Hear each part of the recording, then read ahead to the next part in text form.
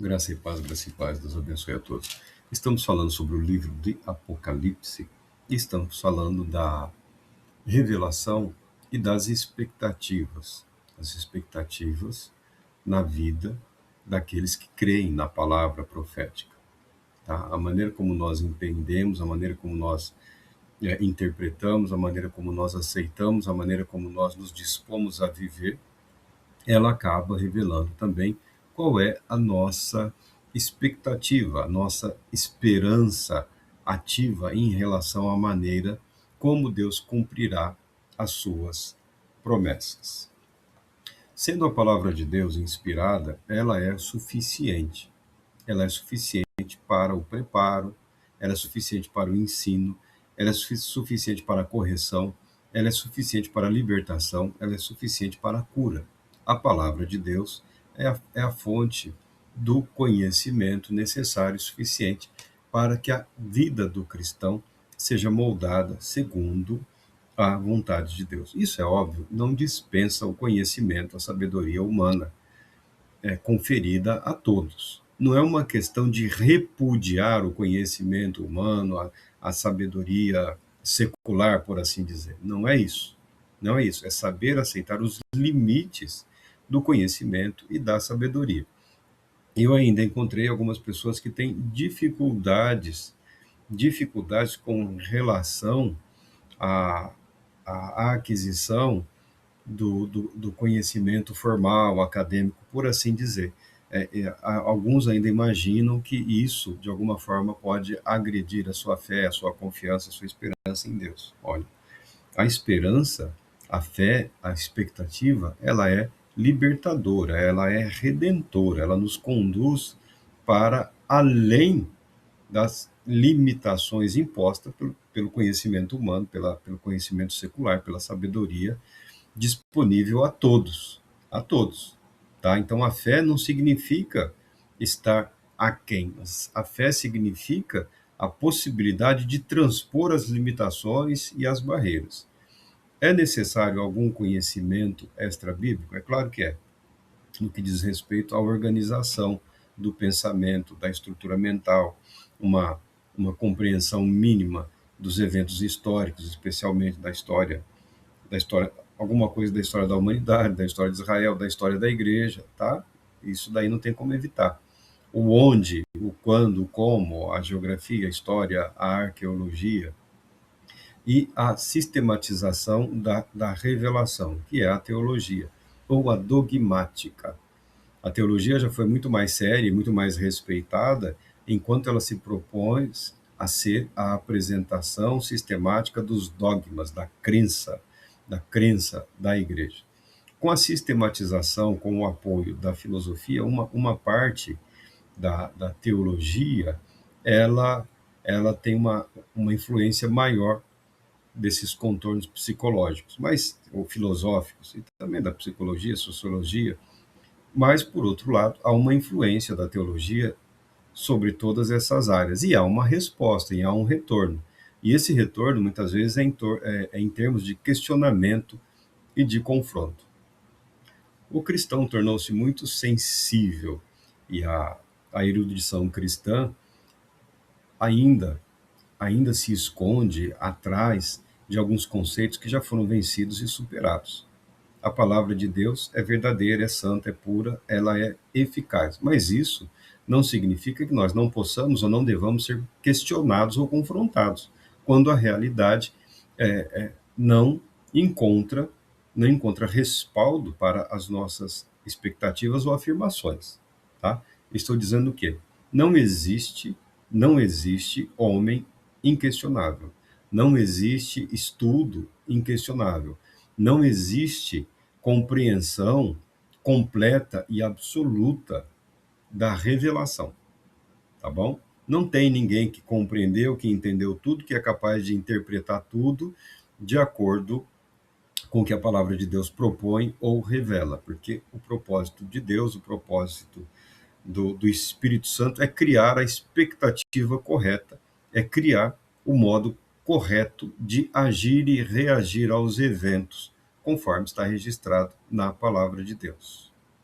Simplificando, Vejamos Abraão. Então, estamos falando da profecia. Abraão, que foi profeta. Abraão, que foi retirado de um ambiente específico, urbano e levado para uma vida de seminômade, peregrinando pela terra, da fé. Então, sobre essa expectativa ou expectativa da fé. Abraão é conhecido como o pai da fé, aquele que acreditou em Deus, aquele que viveu para obedecer a Deus e foi aprendendo a suficiência de Deus através da sua longa jornada sobre, sobre a terra. O capítulo 11 fala sobre os patriarcas como exemplo de fé, e a partir do verso 8 ele fala sobre Abraão. Pela fé, Abraão, quando convocado, obedeceu e dirigiu-se a um lugar que no futuro receberia como herança, embora não soubesse para onde estava se dirigindo. Mediante a fé, peregrinou na terra prometida como se fosse terra estrangeira, habitando em tendas, assim como Isaque e Jacó, herdeiros com ele da mesma promessa.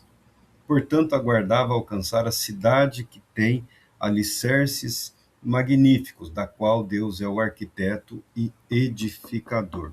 Tá? Essa é uma característica da vida de Abraão, o pai da fé. Você pode pensar ou imaginar que a fé que teve Abraão foi uma fé rudimentar.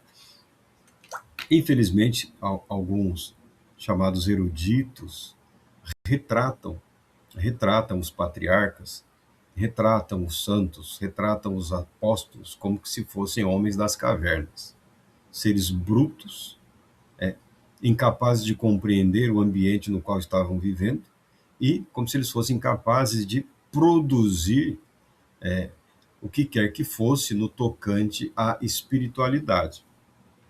O próprio conhecimento humano, apesar da arrogância de alguns eruditos, o próprio conhecimento humano, a própria história, a própria arqueologia, não cansa de lançar diante dos nossos olhos a verdade de que os povos e as civilizações, ainda que antigas, alcançaram grande desenvolvimento. Toda aquela região da Mesopotâmia, uma complexa capacidade de organização e de administração e uma compreensão que nem sempre é compatível como a que nós expressamos em termos atuais, a linguagem não é a mesma, mas ainda que fazendo uso dos recursos disponíveis, que no caso eram os mitos, era a espiritualidade, essas sociedades alcançaram um grande desenvolvimento em praticamente todas as áreas do saber humano. Assim foi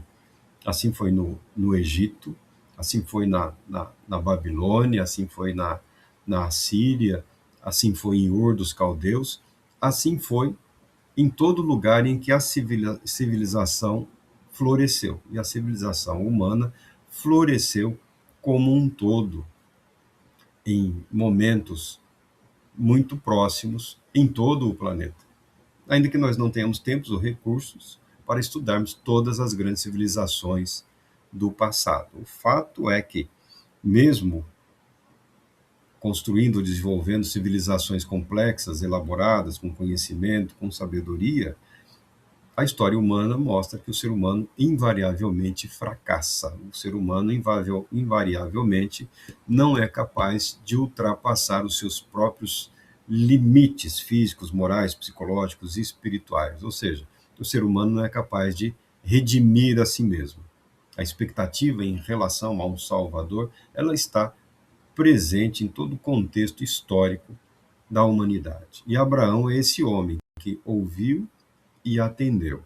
Abraão é esse homem que é retirado desse contexto ilusório de que o ser humano é capaz de construir uma civilização celestial aqui na Terra.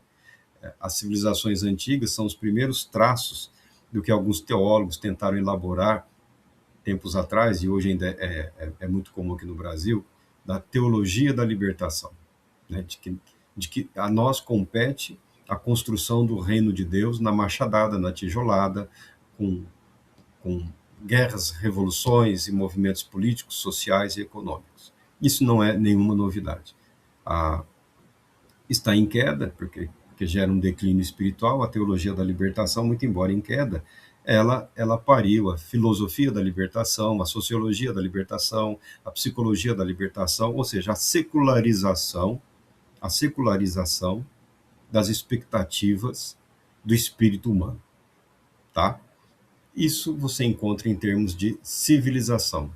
Cada civilização procurou apresentar uma resposta a essa necessidade, a essa ansiedade, e com o passar do tempo, revelaram-se falhas ou equivocadas. A civilização atual, ou as civilizações atuais, estão aí sempre à beira de um colapso, estão à beira de um colapso, porque as pessoas têm encarado a fé, a expectativa, a esperança proposta por Deus, revelada por Deus, tem aguardado olhando para o lugar errado. Se você olha para o lugar errado, você pode ficar fora no momento em que a verdade se revela. A questão é que Abraão aqui aguardava a magnífica cidade, né? A cidade que tem alicerces magníficos, a qual Deus é o arquiteto e fundador. Ponto. Nos parece muito com a Jerusalém celestial. Vamos continuar o texto aqui. Por meio da fé, da mesma forma, a própria Sara fala lá que ela foi mãe em idade avançada. Sendo assim, daquele homem, já sem virilidade, nasceu uma descendência tão numerosa como as estrelas do céu e incontável como os grãos de areia à beira-mar. Todos esses viveram pela fé e morreram sem ter recebido o que havia sido prometido. Todos os chamados heróis da fé. Todos eles viveram sem ter alcançado o que havia sido prometido, sem terem recebido. Contudo, vislumbraram, viram de longe, ou seja, participaram da revelação, tiveram acesso à revelação, tá? Contudo, viram-no de longe e à distância o saudaram, reconhecendo que eram estrangeiros e peregrinos sobre a terra. Os que se expressam dessa maneira demonstram que estão em busca de uma pátria, pois se estivessem cogitando sobre aquela de onde saíram, teriam a possibilidade de voltar. Em vez disso, aguardavam eles pela pátria excelente, ou seja, a pátria celestial. Por esse motivo, Deus não se constrange de ser conhecido como o Deus deles, mas lhes preparou uma cidade. Esses dois textos, que diz respeito à expectativa da revelação profética e como isso molda o olhar ou a visão daquele que crê, ou como a revelação se propõe a moldar o olhar, a visão, ou como nós entendemos o mundo, entendemos a nós mesmos no mundo e reconhecemos o poder de Deus e o agir de Deus. Portanto, Abraão aguardava alcançar a cidade que tem alicerces magníficos, da qual Deus é o arquiteto e fundador. E diz aqui: tanto Abraão quanto a família da fé, aqueles que creem, aguardavam eles pela pátria excelente, ou seja, a pátria celestial. Por esse motivo, Deus não se constrange de ser conhecido como o Deus deles, mas lhes preparou uma cidade.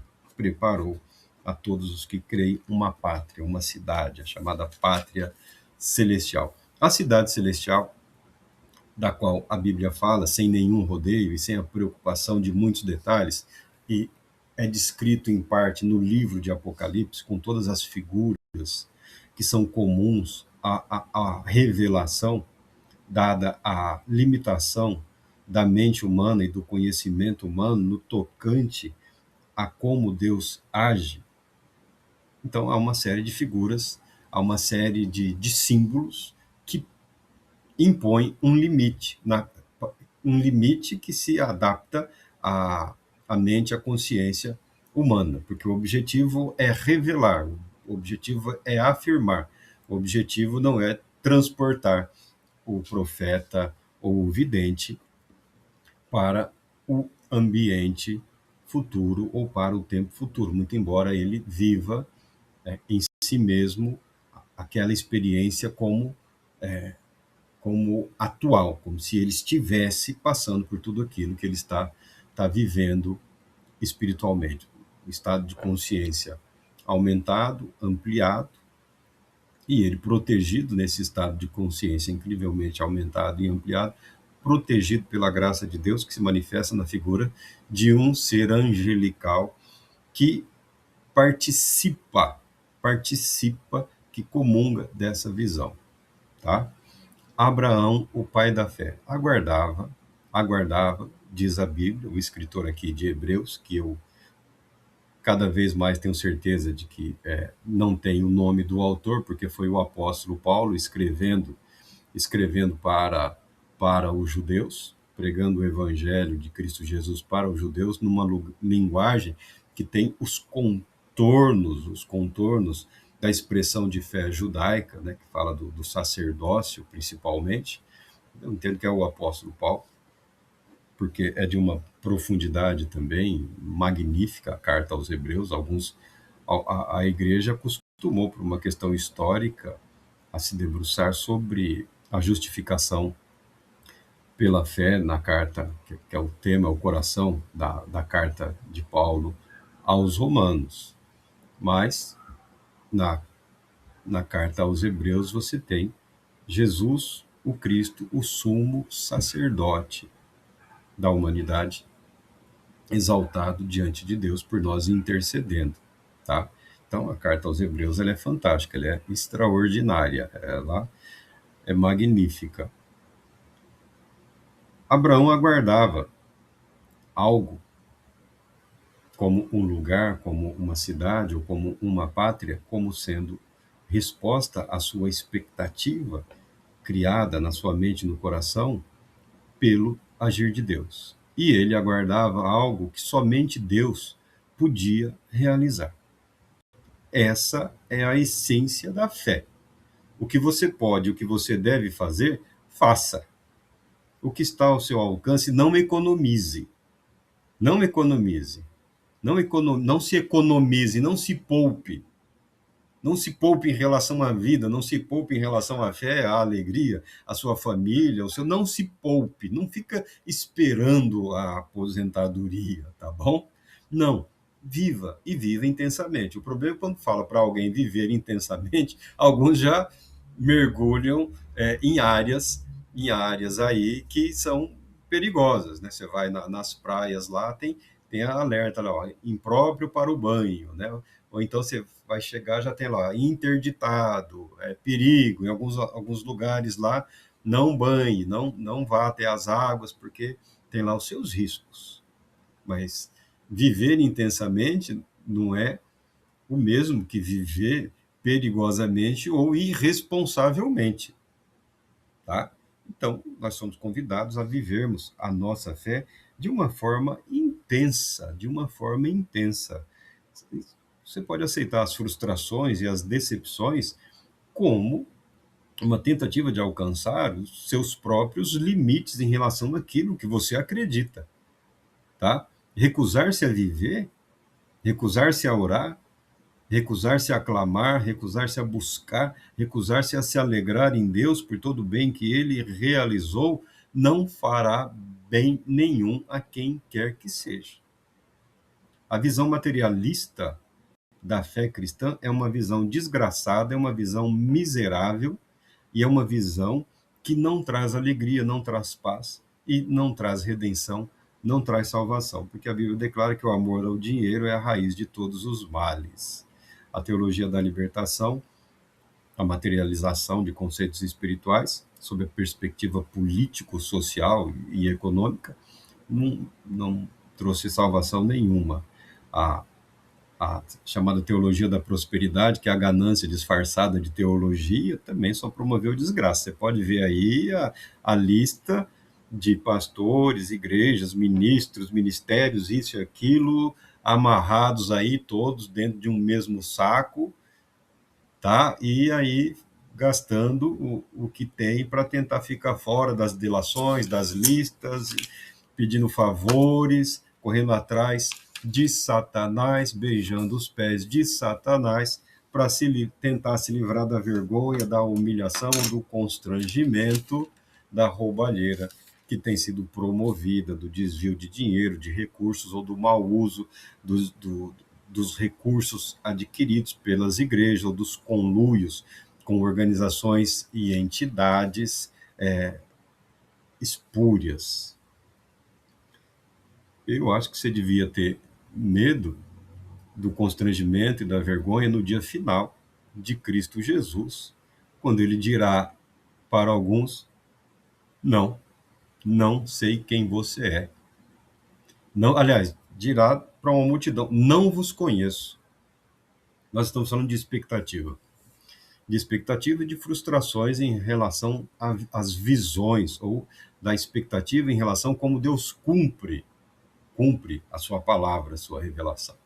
Abraão, a única coisa que ele edificou na terra das suas peregrinações foram altares para Deus. Abraão vivia em tendas, morava em tendas, tá? E móveis. Nunca construiu uma casa, um palácio, uma cidade. Não, ele viveu em tendas durante toda a sua vida, porque o que ele aguardava? A cidade celestial. A cidade celestial ela é conhecida em todas as culturas humanas. E algumas cidades já se apresentaram como representação da cidade celestial, dos céus, a morada de Deus, a morada dos deuses, a morada dos anjos. Não importando muito como você queira desenvolver a temática, cidade celestial, você vê aí na literatura, você vê na indústria cinematográfica, as referências das mitologias, das diversas sociedades e culturas através dos tempos em relação ao governo dos céus, em relação à terra. O que Abraão aguardava era algo que somente Deus pode construir ou edificar. Algumas pessoas voltaram os olhos para Jerusalém. Jerusalém, a cidade que fica em Israel e que está lá há muito tempo. Foi invadida, destruída, reconstruída inúmeras vezes. Algumas pessoas olham para Jerusalém, até escrevem lá: Jerusalém, Jerusalém é o coração, Jerusalém é o centro, Jerusalém. Precisamos nos preocupar com o que está acontecendo em Jerusalém. Outros propuseram Roma. Roma é o centro, Roma é tudo. Já foi Constantinopla.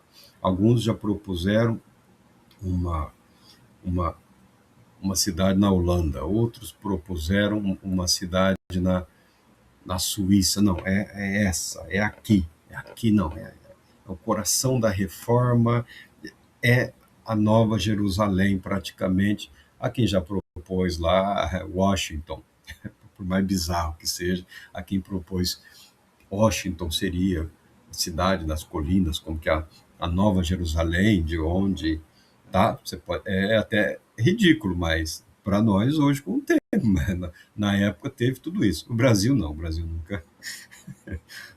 nunca conseguiu nunca conseguiu emplacar uma cidade ou um movimento que tentasse simular uma espiritualidade celestial, tá bom? O Brasil é o Brasil mesmo. Nós estamos aqui presos nas questões mundanas ou materiais. Não estou falando que nós não devemos nos preocupar com as cidades, com as nações, com os povos, com o contexto histórico e espiritual que essas verdades trazem consigo. Mas a expectativa correta para aquele que crê é os céus. É aquilo que somente Deus pode construir. Quando você está estudando Apocalipse aqui, fala da cidade celestial, ou da Jerusalém celestial.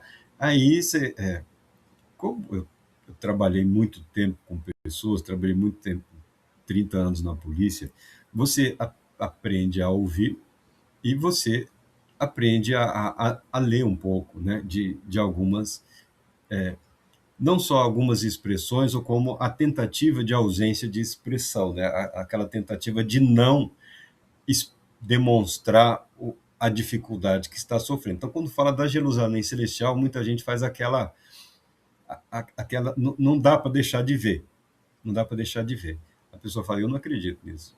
Não fala, mas está estampado lá, uma cidade vinda dos céus. Meu Deus do céu, meu Deus do céu, meu Pai Celeste. O Criador do universo. O universo chama-se universo, tá? Insondável. Tem um fim, tem um limite, pode até ter, mas é insondável. tá? A menos que você leve em consideração os mapinhas que o pessoal faz aí da galáxia.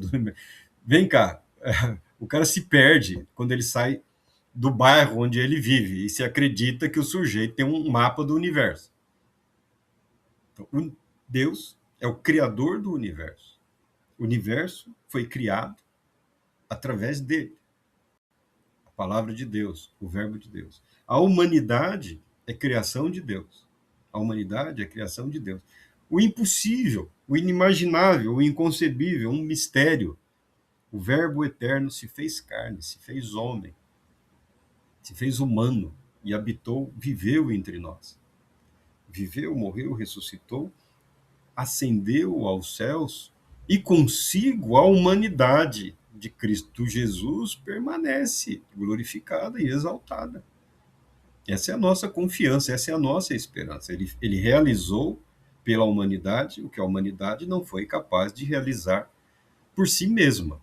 A redenção, a justificação, a santificação necessárias para que possamos contemplar eternamente a glória do Altíssimo. Por isso a nossa esperança é mediante a fé em Deus que se revela plena na pessoa bendita de Cristo Jesus. Então, uma cidade é muito, ainda que o livro de Apocalipse tenha contornos limitadores para a interpretação, no tocante a figuras de linguagem, neste vasto universo. Jesus disse que iria para o Pai para preparar uma morada, um lugar e voltaria até nós. O retorno de Cristo Jesus, a vinda de Cristo Jesus, é o juízo de Deus, é o julgamento de Deus em relação à humanidade que viveu como bem quis viver. Tá? Há um limite, há um tempo, há um prazo, nós não sabemos qual é. Eu peço a Deus que Ele dê mais um tempinho aí, que Ele tenha misericórdia, que as coisas não desmoronem de uma só vez, mas o nível de expectativa em relação à catástrofe, a desastres causados por nós mesmos é muito grande, ainda que as coisas acalmem por um período de tempo, depois elas retornarão de uma forma muito mais intensa, porque essa é a natureza humana, é isso que move o ser humano, ainda que usem o nome de Deus, ainda que usem o nome de Cristo Jesus, ainda que tenham Bíblias nas suas casas, né, ainda que tenham cruzes nos seus lugares de reunião, ninguém pode afirmar que Cristo vive neles ou através deles, porque os seus atos são deploráveis, os seus atos lembram mais o comportamento atribuído a Satanás, o inimigo que veio para roubar, matar e destruir. Então tem gente aí fantasiada de cristão roubando, matando e destruindo, roubando, matando e destruindo, mas insiste que é cristão. E se alguém falar, rapaz, esse seu cristianismo aí é diabólico, você será processado, você será perseguido, você será difamado, você não se preocupe, você vai sofrer intenso e profundo desgaste. A expectativa da revelação é que cada um de nós estejamos dispostos a adotar para a nossa vida a perspectiva, a expectativa correta e adequada. O juízo, a vida eterna, o mundo vindouro, novos céus, a nova terra, somente é algo que somente Deus pode realizar. É algo que somente Deus realizará. A salvação da sua vida, a salvação da sua família, a salvação das pessoas pelas quais você ora, a salvação das vidas, né, com as quais você teve ou tem contato, e vez ou outra você é levado a orar, a interceder ou a aclamar, é parte de um milagre, é parte de algo que está além da sua capacidade de convencimento, é algo que está além da sua, da minha, da nossa capacidade de influência. Só participa do mundo vindouro, do reino celestial, quem nasceu nele. É como que direito de nascimento. Por isso, a salvação é apresentada como novo nascimento, ou nascer do alto, nascer dos céus, nascer de Deus, que é nascer pela fé, pela esperança, pela expectativa. Tem alguns estudiosos que falam que eles não estão errados, eles não estão mentindo. Eles falam que o lugar do ser humano é a Terra. Isso é óbvio. Não precisa ser, você não precisa passar 10 anos estudando para saber que o lugar do ser humano, o único lugar que conhecemos no universo que é compatível com a humanidade é esse planeta aqui. Ponto. Tá bom? E não adianta ficar falando balela do cara que achou água numa galáxia distante, que isso é mentira. O sujeito não consegue achar água é, no quintal da casa dele, tá bom? Você acha que ele vai achar água em outra galáxia, tá? Isso é balela. Isso daí é só para... primeiro que você não tem como negar, porque como é que você vai negar? Você vai sondar a galáxia para dizer que lá não tem? Isso daí é só conversa, isso daí é só busca por financiamento de pesquisa. Eu não sou contra pesquisar, eu não sou contra financiar. Se você tem dinheiro sobrando e quer financiar, financia. Mas as supostas descobertas que são apresentadas ano após ano, via de regra, são todas, são todas fraudulentas. Mas no que diz respeito à fé, à esperança da redenção, da salvação, ela é verdadeira. Ela é verdadeira. É essa fé, essa esperança que cria em você, que mantém em você essa expectativa, ainda que você não tenha desfrutado do cumprimento disso nesta vida.